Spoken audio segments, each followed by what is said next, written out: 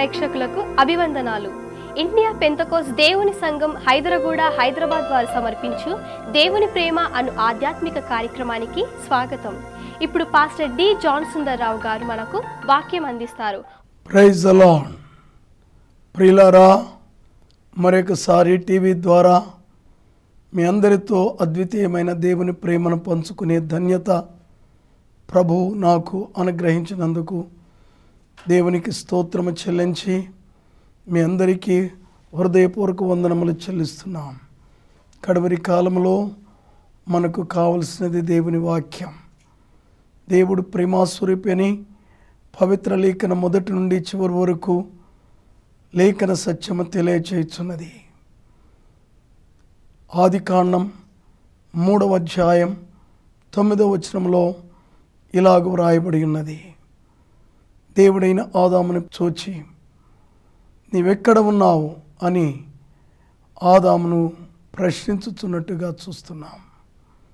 బైబిల్లో విశేషముగా దేవుడు మానవుని అడిగిన మొదటి ప్రశ్న, దేవుడు మానవుని విషయమై ఎంతో ఆశా శ్రద్ధ కలిగి ఉన్నాడు. తొలి మానవుడైనటువంటి ఆదాముతో ఈ మాట చెప్పుచున్నారు. ఆదాము సృష్టి అసలు ఎందుకొరకు జరిగినది, ఏ ప్రకారముగా జరిగినదనగా దేవుడు తానే తన చేతి పనితో ఆదాముని చేశారు. సృష్టి అంతా కలుగ్గా కంటే కలిగను కానీ ఆదామును మాత్రము ఆదికాండం 2వ అధ్యాయ ప్రకారం మట్టిని తీసి బొమ్మను చేసి అది కూడా తన పోలికలో తన స్వరూపమందు ఆదామును చేసి తన జీవాత్మను నాసికారంధ్రములో ఊదినట్టుగా చూస్తున్నాం. ఈ ప్రత్యేకత ఎందుకొరకు జరుగుతున్నది? అసలు దేవుని యొక్క ఉన్నత సంకల్పం ఏమిటి? సృష్టి అంతయు చూచినప్పుడు, ఈవెన్ దేవదూతల సృష్టి కూడా చూచినప్పుడు వాటన్నిటికంటే భిన్నముగా మానవుడు దేవుని పోలికలో దేవుని స్వరూపమందు తన ఆత్మ ద్వారా చేయబడినట్టుగా మనము చూస్తున్నాం. ఎందుకొరకు ఇంత ప్రత్యేకమైన విషయం అంటే, సృష్టి యావత్తును మనుషుడు ఏలాలని. అందుకే ఆదికాండం 1:28 ఉన్నది, దేవుడు వారిని ఆశీర్వదించెను. ఎట్లనగా మీరు ఫలించి అభివృద్ధి పొంది భూమిని నిండించి దాన్ని లోపరుచుకొనుడి, సముద్రపు చేపలను ఆకాశ పక్షులను భూమి మీద ప్రాకు ప్రతి జీవిని ఏలుడని ఆదికాండం 1:28 దేవుడు తెలియచేశారు. దేవుడు తన పోలికలో తన స్వరూపమందు నరుని చేసినది ఎందుకొరకనగా సృష్టిని ఏలటానికి. ఇది ఎంత ఉన్నతమైనటువంటి విషయం. సృష్టి అంతట్లో కూడా మనుషుడు ఒక్కడే తన పోలికలో తన స్వరూపమందు తన చేతితో చేయబడినవాడు. ప్రేక్షకులారా, నిశ్చయముగా మన జీవితం పట్ల దేవునికి ఎంతో ఉన్నతమైన సంకల్పం ఉన్నది. ఆదామును తన పోలికలో తన స్వరూపమందు ఎలాగూ చేశారో అలాగే దేవుడు మన తల్లి గర్భమందు తన పోలికలో తన స్వరూపమందు చేసి తన జీవవాయువును మనకి ఇచ్చారు. ఇది గొప్ప సంకల్పం. మన జీవితాలను బట్టి దేవుడు ఎంతో గొప్ప ఆలోచన కలిగి ఉన్నారు. ధనికులైనా దరిద్రులైనా, రోగులైనా ఆరోగ్యము గలవారైనా, జ్ఞానులైనా జ్ఞానహీనులైనా, తృణీకరించబడిన వారైనా, చాలా గౌరవంతో ఉన్నవారైనా, అందరి పట్ల దేవునికి గొప్ప సంకల్పం ఉన్నది. అందరూ దేవుని యొక్క సృష్టి అయి ఉన్నారు. ఆ సంకల్పం ఏమనగా మనుషుడు సృష్టిని ఏలాలని. దీని అర్థం లోకములో ఉన్న సమస్తం మనుషుని యొక్క ఆధీనములో ఉండాలని, దేవునికి ఉన్నటువంటి ఆలోచనలన్నీ కూడా మనుషుని ద్వారానే నెరవేరాలని, దేవదూతల ద్వారా కాదు, తన పోలికలో తన స్వరూపమున్న మన ద్వారానే దేవుని ఆలోచన యావత్తు జరగాలని దేవుడు మనల్ని సృజించారు. ఒక్కసారి గమనించండి, దేవుడు మన విషయమై ఎంత గొప్ప ఆలోచన కలిగి ఉన్నారో. ఆ కారణం చేతనే ఆయన మానవునికి కావలసిన గాలి, నీరు, వస్త్రము, ఆహారము సమస్తమును ఆయన అనుగ్రహించి ఉన్నారు. ఇలాంటి సమయంలో దేవుడు ఏదెని తోటలో ఫలవృక్షాలను సృజించి ప్రతి ఫలమును నీవు నిరభ్యంతరముగా తినవచ్చు. అయితే మంచి చెడ్డలు తెలివినిచ్చు వృక్ష ఫలమును నీవు తినకూడదు, ఆ తినదినమున నీవు చనిపోతావు అని ప్రభువు మానవునికి తెలియచేశాడు. దేవుని పిల్లలారా, మనలను ప్రభువు సృష్టించారు. కొంతమంది పేదవారుగా, కొంతమంది అధికారంలో, కొంతమంది సామాన్యులుగా, ఎన్నో రకాలుగా మనుషులు ఉంటున్నారు. వీరందరిని బట్టి దేవునికి ఒక ఉన్నతమైనటువంటి సంకల్పం ఉన్నది. అదేమిటంటే దేవుని ఆజ్ఞను అతిక్రమింపకూడదు, తినకూడదన్నటువంటి ఫలమును తినకూడదని తొలి దంపతులకు దేవుడు తెలియచేశారు. అలాగే నేడు కూడా మనుషులమైనటువంటి మనం చేయకూడనివి చాలా ఉన్నాయి. చేయకూడనివి చేయటం ద్వారా మనుషుడు దేవునికి దూరస్తుడవుతున్నాడు. ప్రసంగి 7:29 ఇలాగుంది, ఇది ఒకటి మాత్రం నేను గ్రహించినాను, అదేదనగా దేవుడు నరులను యథార్థవంతులుగా పుట్టించిన గాని వారు వివిధమైన తంత్రములు కల్పించుకొని ఉన్నారు. చూసారా, మనందరినీ దేవుడు యథార్థవంతులుగానే పుట్టించారు, కానీ మన జీవితంలో అనేక రకములైనటువంటి మన క్రియల ద్వారా దేవునికి దూరస్థులమవుతున్నాం. అలాగే ఆదాము అవ్వలు కూడా కూడదు అన్న పని చేశారు. ఆహారమునకు మంచివి, చూపునకు రమ్యమైనవి ఎన్నో ఫలవృక్షాలు ఉన్నాయని ఆదికాండం 2:9 ఉన్నది. కానీ అవన్నీ ఉంటుండగా సర్పము యొక్క మాటలు విని అవ్వ తినకూడని నిషేధించబడినటువంటి చెట్టు యొక్క ఫలం అనగా మంచి చెడ్డలు తెలివినిచ్చే వృక్ష ఫలము ఆహారానికి మంచిదని, చూపునకు రమ్యమైనదని తీసుకొని తిని తన భర్తకు కూడా ఇచ్చింది, అతడు కూడా తిన్నాడు. నేటి దినముల్లో కూడా మనుషుడు అలాగే అనేక మంచి కార్యములు, మంచి విషయములు చేయదగినవి దేవుడు మన ఎదుట ఉంచిన మనుషుని యొక్క స్వభావం బట్టి చేయకూడని విషయాలకే మనుషుడు ఆకర్షించబడుతున్నాడు. కారణం, మన తల్లిదండ్రుల దగ్గర నుంచి మనము జన్మతో కూడా పాపులమే. తల్లిదండ్రుల యొక్క పాపమును మనం పంచుకొని వచ్చి ఉన్నాం. ఆ కారణం చేత మనుషుడు సహజముగా ఎవరు నేర్పకుండగానే అతని నేచరే పాపము గనుక అనేకమైన దేవునికి వ్యతిరేకమైన కార్యములు చేస్తున్నారు.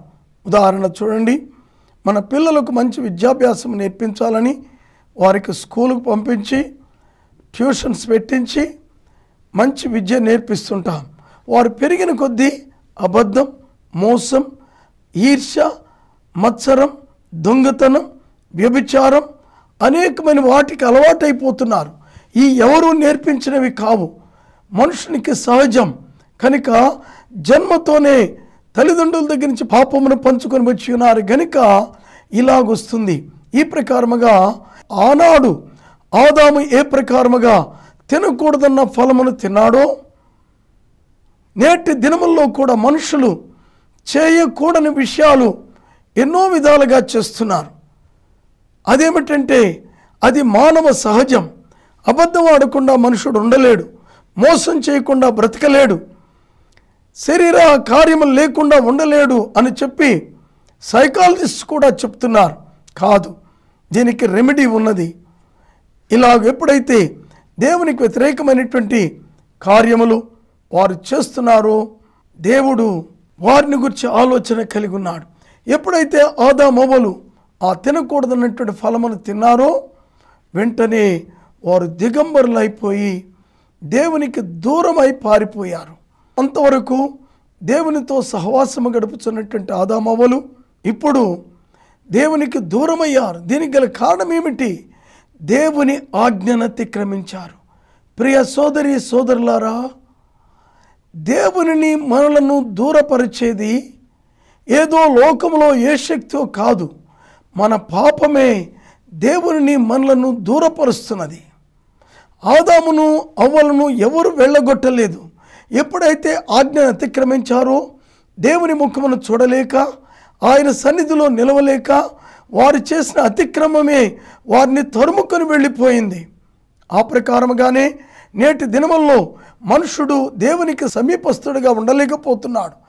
అనగా పరిశుద్ధుడుగా, నీతిమంతుడుగా, యథార్థవంతుడుగా, దీనుడుగా, ప్రార్థనాపరుడుగా ఉండలేకపోవటానికి గల కారణం మనుషుల యొక్క పాపమే. ఒకవేళ అది చిన్నది కావచ్చు, పెద్దది కావచ్చు, ఏదైనాను కానీ పాపమే. దేవుని ఆజ్ఞను అతిక్రమించుటయే మనలను దేవునికి దూరముగా చేస్తున్నది. ఇది దేవుడు చూశారు. ఎప్పుడైతే ఆదామవ్వలు నిషేధించబడినటువంటి ఫలము తిన్నారో వెంటనే దేవునికి దూరస్తులయ్యారు. ప్రియ ప్రేక్షకులారా, మనలను మనం పరిశీలన చేసుకుందాం. మన జీవితంలో ఏ కార్యములు మనలను దేవునికి దూరముగా చేస్తున్నాయి? దేవుడు మనుషుడు కాదు. ఆయన మన అంతరంగమును చూచే ప్రభు, మన రహస్యమును చూచే దేవుడు. ఆయనకు మరుగుగా మనం ఉండలేం. ఆయన సృష్టికర్త. ఆ కారణం చేత మనం దేవునికి దూరముగా ఉన్నామా, దగ్గరగా ఉన్నామా? ఏ అపరాధము చేత, ఏ దోషము చేత మనము దూరస్థులమయ్యాం, వ్యాధిగ్రస్తులమయ్యాం, బలహీనులమయ్యాం? ఇవన్నీ కూడా మనల్ని మనమే పరిశీలనగా చూసుకోవాలని మనవి చేస్తున్నాను. అలాగూ దూరమైనటువంటి మనలను దేవుడు విడిచిపెట్టలేదు. ఆమేన్.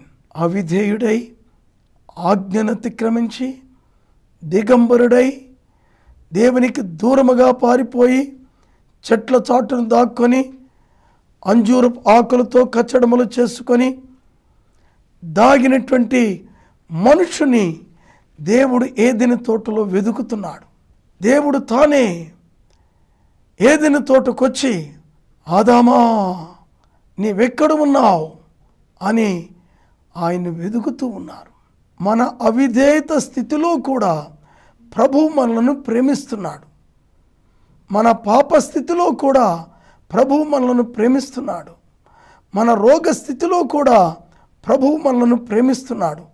దీనికి గల కారణం ఏమిటంటే దేవుడు ప్రేమస్వరూపి. మనము దేవునికి దూరస్థులమైనా ఆయన మనకు సమీపముగా ఉండి, మనకు సమీపస్తుడై మనల్ని రక్షించటానికి లోకానికి వచ్చారు.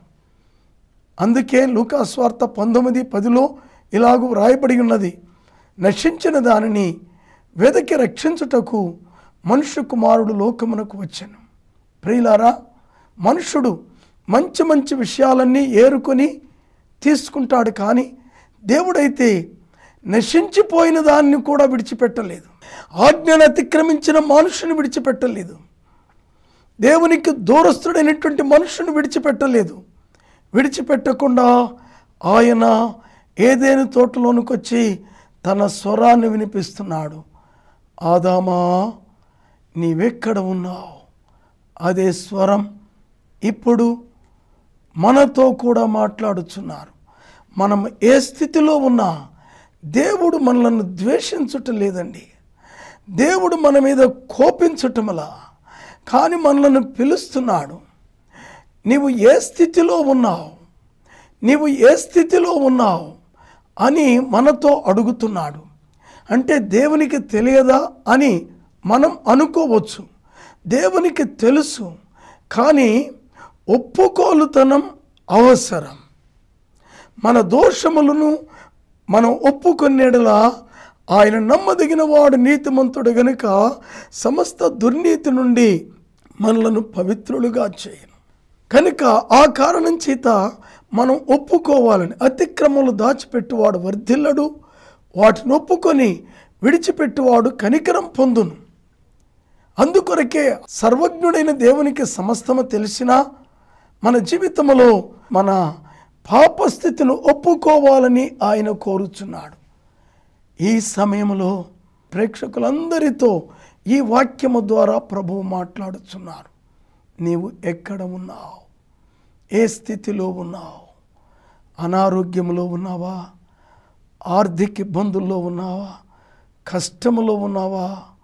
విడవబడిన స్థితిలో ఉన్నావా? నెమ్మది లేకోకుండా ఉన్నావా? ఆత్మహత్య చేసుకుంటే మంచిదని అనుకుంటున్నావా? లేక దొంగతనములో ఉన్నావా? వ్యభిచారములో ఉన్నావా? మద్యపానములో ఉన్నావా? మనుషునికి కనబడినటువంటి రహస్య పాపములో ఉన్నావా? దేవుని వాక్యానికి వ్యతిరేకమైన స్థితిలో ఉన్నావా? ఏ స్థితిలో ఉన్నా ప్రేమపూర్ణుడైనటువంటి యేసు నీవెక్కడ ఉన్నావు? దయతో జాలితో ఆయన మనలను పిలుస్తున్నాడు. అందుకే మత్తయి సువార్త 11:28 ఉన్నది, ప్రయాసపడి భారం మోసుకొనుచున్న సమస్త జనులారా నా యొద్దకు రండి, నేను మీకు విశ్రాంతి కలగచేస్తాను. మనము ఏ స్థితిలో ఉన్నా ఆయన రమ్మని మనల్ని పిలుస్తున్నాడు. కనుక ఈ సమయంలో కూడా ఈ వార్త ద్వారా ఆదికాండం 2:3-9 ఆయనతోనే కాదు చెప్పింది, నేడు మనతో కూడా చెప్తున్నాడు. మనల్ని రక్షించటానికే మనల్ని అడుగుతున్నాడు. నీవెక్కడ ఉన్నావని అడుగుతున్నాడు. మనల్ని స్వస్థపరచటానికి అడుగుతున్నాడు. మనల్ని విమోచించటానికి అడుగుతున్నాడు. మనకు క్షేమం సమకూర్చటానికి అడుగుతున్నాడు. మనల్ని ఆదరించటానికి అడుగుతున్నాడు. మనకు నెమ్మది కలగ చేయటానికి అడుగుతున్నాడు.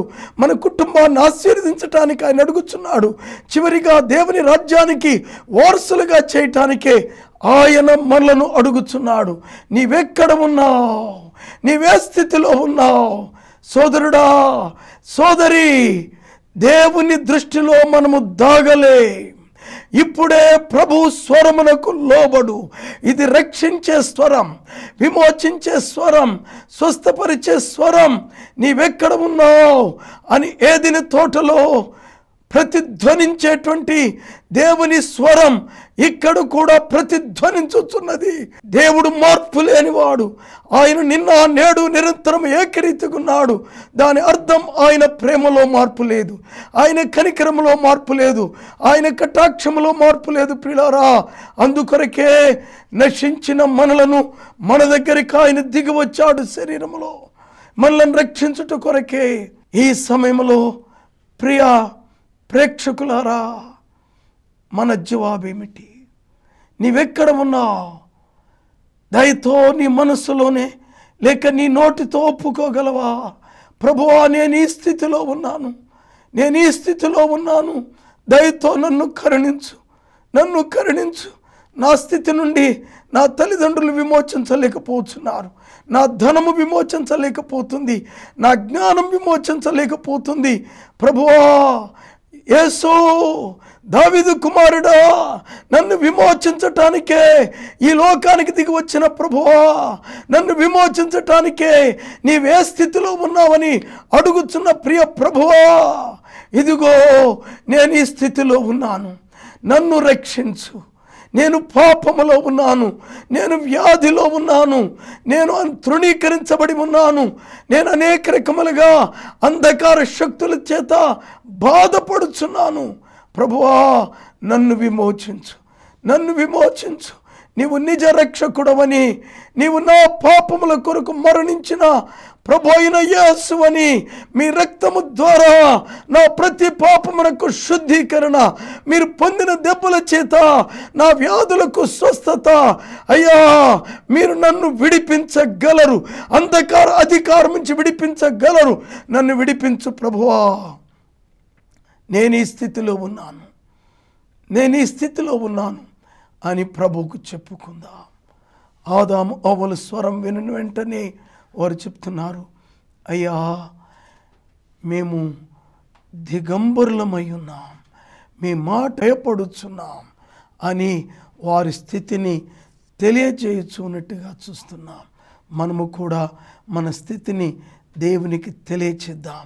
దేవుడు ఎక్కడ ఉన్నావు అని అడిగేది మనల్ని శిక్షించటానికి కాదు, కానీ మనల్ని రక్షించటానికి, మనల్ని స్వస్థపరచటానికి మన స్థితి చెప్పుకుందాం.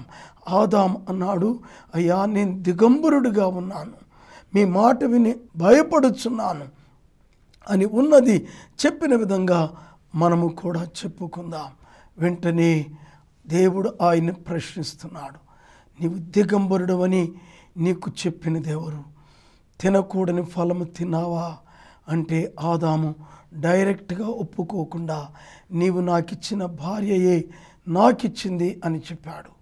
ఆ అవ్వమ్మను తర్వాత అడిగాడు. అప్పుడు అవ్వన్నది, సర్పము నన్ను మోసగించినందున నేను తిన్నానన్నది. కనుక ప్రియులారా, వారు ఒప్పుకున్నారు కానీ సరిగా ఒప్పుకోలేదు. దేవుని పిల్లలారా, పాపపు ఒప్పుకోలు, అయ్యా నేను వారిని గురించి వీరిని గురించి ఇలా అయ్యాను అని దేవుని దగ్గర చెప్పటం మంచిది కాదు. దేవుడు సర్వశక్తిమంతుడు. అలాంటి ఒప్పుకోలు ఆయనకి ఇష్టము లేదు. ఆదాము చెప్పవలసింది, అయ్యా నేను అవిధేయుడయ్యాను, పండు తిన్నాను, నన్ను క్షమించు అంటే అప్పుడే క్షమించి ఉండేవాడేమో.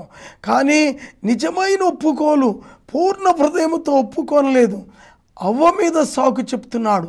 అవ్వ నాకు ఇచ్చింది కనుక నేను తిన్నాను. అది యథార్థమే కావచ్చు, తినకూడదని దేవుడే చెప్పాడు కదా. అయ్యా మీరు చెప్పిన మాట నేను తృణీకరించాను ఒప్పుకుంటే ప్రభు అప్పుడే క్షమించి ఉండేవాడేమో, నాకు తెలియదు. కానీ దేవుడు కోరేది సాకులు కాదు, యథార్థమైనటువంటి ఒప్పుకోలు. అవ్వ చెప్తుంది, సర్పము నన్ను మోసగించిందని. మోసగించటం అంటే తెలియనప్పుడు చెప్పిన మాటలు. ఈమెకు తినకూడదని తెలిసి ఉండి కూడా మోసమని చెప్తుంది. ముందే దేవుడు చెప్పాడు, నీవు తినమని నిశ్చయముగా చస్తావని.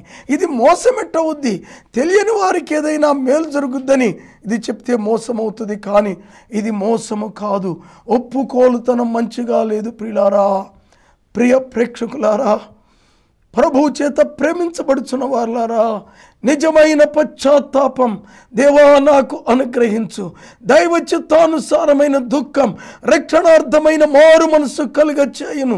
అలాంటి దుఃఖము నాకు కలుగచేయి ప్రభువా అని దేవుని సన్నిధిలో వేడుకోవాలని ప్రభు పేరట మనవి చేయుచున్నాను. కనుక మన ఏ అవసరమున్నా ప్రభువుకు తెలియచెప్పుకుందాం. వెంటనే ప్రభు ఆదాం అవ్వలకు చర్మపు చొక్కాలు చేయించి వారికి తొడిగించెను. హల్లెలూయా! ఎంత ప్రేమగల దేవుడు! అవిధేయులై దేవుని మీద తిరుగుబాటు చేసిన వారై, దిగంబరులై కచ్చడములతో దిగంబరత్వాన్ని కప్పుకొనుచు, అంటే అవి స్వనీతి కార్యాలకి సాదృశ్యం. ఆదామవ్వలు మేము దిగంబరులమయ్యామయ్యా, మీరే మాకు వస్త్రాలు ఇవ్వండి అని చెప్పకుండా వారికి వారే వస్త్రాలు తయారు చేసుకుంటున్నారు. ఈ అంజూరపు ఆకులతో చేయబడిన కచ్చడాలు స్వనీతి క్రియలకు సాదృశ్యం. నేటి దినముల్లో మనుషుడు పాప విమోచన కొరకై సొంత కార్యాలు జరిగిస్తున్నాడు. దానము, ధర్మము, యజ్ఞము, యాగము, గోదానం, భూదానం, వస్త్రదానం, అన్ని దానములు ఈ ప్రకారంగా చేస్తున్నాడు. ఇవి చేయటం మంచిదే, తప్పేమీ కాదు. కానీ వీటి ద్వారా పాపము నుండి విమోచన కలగదు. పాప విమోచన కొరకాయి దేవుడు తానే గొప్ప మార్గము ఏర్పాటు చేసి ఉన్నాడు. ప్రియులారా, ఆదామవ్వలు కచ్చడములు చేసుకున్న రీతిగా నేటి దినముల్లో మనుషుడు అనేక స్వనీతి కార్యముల ద్వారా, సాకుల ద్వారా వారి పాపములు కప్పుకుంటున్నారు. అది దేవునికి ఇష్టమైనటువంటి కార్యము కాదు. దేవుడే మన పాప విమోచన కొరకు, అనగా మన పాపమనే దిగంబరత్వాన్ని కప్పుట కొరకు ఆయనే గొప్ప మార్గము ఏర్పాటు చేసినట్టుగా చూస్తున్నాం. అలనాడు రక్తము చిందించుట ద్వారానే చర్మం వస్తుంది. ఆ చర్మముతో చొక్కాలు చేయించినట్టుగా చూస్తున్నాం. అలాగనే నేటి దినముల్లో కూడా ప్రభు మనలను వస్త్రములతో అలంకరించాలని కోరుచున్నారు. ప్రభువా నన్ను రక్షించు, నన్ను విమోచించు అని ప్రభువుకి మనము మొర్ర పెట్టిన ఎడల ఆయనిచ్చే వస్త్రాలు, ఇప్పుడిచ్చే వస్త్రాలు చర్మపు వస్త్రాలు కాదు, రక్షణ వస్త్రం. యెషయా గ్రంథం 61:9 ఉన్న ప్రకారం రక్షణ వస్త్రం, నీతి వస్త్రం. రక్షణ అనగా పాపం నుండి విమోచన, నీతి అనగా దేవునికి ఇష్టమైన కార్యములు చేయుట. ఆ తర్వాత ఉల్లాస వస్త్రం, నిజమైనటువంటి ఆత్మీయ ఆనందం. ఆ తర్వాత స్తుతి వస్త్రం, దేవుడిచ్చినటువంటి రక్షణ గురించి, విమోచన గురించి ప్రభువుని స్తుతించుట. తద్మూలముగా దీన మనస్సు, అనేటువంటి వస్త్రం. ఈ కార్యములు ఎప్పుడైతే మనం నిజమైన రక్షణ పొందుతామో అప్పుడు ఏమవుతుందంటే ప్రభు అయినటువంటి యేసు వలె మనము దీనులమవుతాం. యేసయ్య చెప్పారు మత్తయి 11:29, నేను సాత్వికుడును దీన మనసు గలవాడును, మీరు నా ఎద్దుకు వచ్చి నా కాడి ఎత్తుకొని నా ఇద్దరు నేర్చుకొనుడి. కనుక ఎప్పుడైతే నిజమైన రక్షణ పొందుతామో క్రీస్తు యొక్క స్వరూపం, ఆయన గుణగణములు మనలో ఏర్పడతాయని ప్రభు పేరట మనం ఇచ్చిస్తున్నాను. చివరిగా ఇంకొక వస్త్రం ఏంటంటే పెండ్లి వస్త్రం, క్రీస్తు స్వరూపమును కలిగినటువంటి వస్త్రం. ఈ వస్త్రాలన్నీ ప్రభు మనకి ఇవ్వటానికి ఆయన మనలను పిలుస్తున్నాడు. స్వస్థత కావాలా, విడుదల కావాలా, నీతి కావాలా, అభిషేకం కావాలా, ఆదరణ కావాలా? ప్రియ ప్రేక్షకులారా, ఇప్పుడే కన్నులు మూయండి, చిన్న ప్రార్థన చేద్దాం. మన జీవితంలో దేవుడైతే చర్మపు వస్త్రాలు ఇచ్చారు, కానీ ప్రభు అయిన యేసు మన కొరకు మరణించి రక్షణ వస్త్రం, నీతి వస్త్రం, ఉల్లాస వస్త్రం, స్తుతి వస్త్రం, దీన మనసుని వస్త్రం, పెండ్లి వస్త్రం ఇవన్నీ మనకు అనుగ్రహిస్తున్నాడు. తలలు వంచండి, కన్నులు మూయండి, ప్రార్థన చేద్దాం. ప్రేమగల మా తండ్రి, కృపాపూర్ణుడైన యేసయ్యా, మీరు నశించిన దాన్ని వెతికి రక్షించటానికి లోకానికి వచ్చారు ప్రభువా. అవును, అలనాడు ఏదెను తోటలో ఆదామా నీవెక్కడ ఉన్నావు అని ప్రశ్నించి అక్కడే విడిచిపెట్టకుండా వారికి చర్మపు వస్త్రాలు తొడిగించిన ప్రియ ప్రభువా, ఇదిగో ఇక్కడ మేమందరం ఉన్నాం. అనేకులు ఈ మాటలు వినుచూ చూస్తున్నారు ప్రభువా. వారిని మీరు దర్శించు తండ్రి. వారికి కావలసిన వస్త్రం అనుగ్రహించండి. రక్షణ వస్త్రం, స్వస్థత వస్త్రం, నీతి వస్త్రం, ఉల్లాస వస్త్రం, దేవా పెండ్లి వస్త్రం అనేకం వారికి దయచేయండి. వారి అవసరతలన్నీ తీర్చు ప్రభువా. స్వస్థత కావలసిన వారికి స్వస్థత, రక్షణ కావలసిన వారి రక్షణ, అభిషేకము కావలసిన వారికి అభిషేకం ప్రభువా వారికి ధారాళముగా దయచేయి ప్రభువా. ప్రేమగల తండ్రి, ప్రేమగల తండ్రి, ఆదామును కరుణించిన దేవా, మా కొరకే సిలువలో ప్రాణం పెట్టిన ప్రభు అయిన యేసు, ఈ మాటలు వినుచున్న వారందరినీ కరుణించి మీ ఉన్నతమైన కృప ద్వారా, మీ అమూల్య రక్త ప్రభావము చేత, మీరు పొందిన దెబ్బల చేత ఒక్కొక్కరిని క్షమించి స్వస్థపరిచి వారికి కావలసినవన్నీ కూడా మీ చిత్తానుసారంగా మీరు అనుగ్రహించి ఆశీర్వదించగలందులకు మీ దీనదాసునిగా వినుచున్న ప్రియులందరి కొరకు ప్రార్థన చేస్తున్నాను. ప్రార్థన ఆలకించిన దేవా మీకు స్తోత్రం. యేసు ప్రభు పేరిట వేడుకొనుచున్నాము తండ్రి, ఆమేన్. మన తండ్రి అయిన దేవుని ప్రేమ, ప్రభు అయిన యేసుక్రీస్తు కృప, పరిశుద్ధాత్మ యొక్క అన్యోన్య సహవాసం, సమాధానం, సంతోషం వినుచున్న ప్రియులందరికీ, చూచున్న ప్రియులందరికీ సదా తోడై ఆశీర్వదించును గాక. ఆమేన్. మన ప్రభు అయిన యేసుక్రీస్తు మూలముగా మనకు జయం అనుగ్రహించున్న దేవునికి స్తోత్రము కలుగును గాక. హల్లెలూయా. ఆమేన్. Pastor D. Johnson Rao, the Indian Pentecostal Church of God, Faith Home 3-5-854/2, Hyderguda, Hyderabad 5,29,000 AP. Our landline number 040-2329-6306. Our cell number 9866247043. Our email address johnsrao@gmail.com.